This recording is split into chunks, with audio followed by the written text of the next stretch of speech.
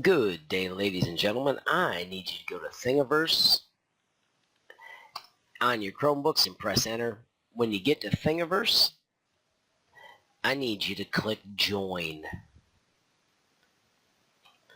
We need to click create an account, and then you need to sign in with your email address.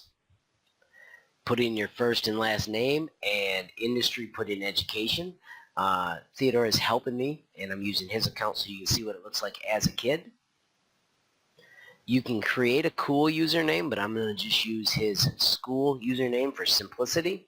And then for a password, use your lunch code, but also add your 3 initials afterwards because they demand that you have 8 characters.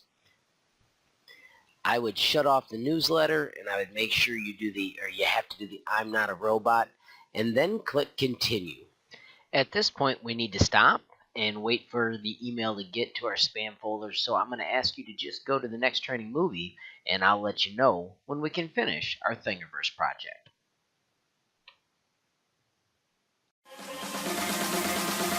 Unicorn Zombie Apocalypse.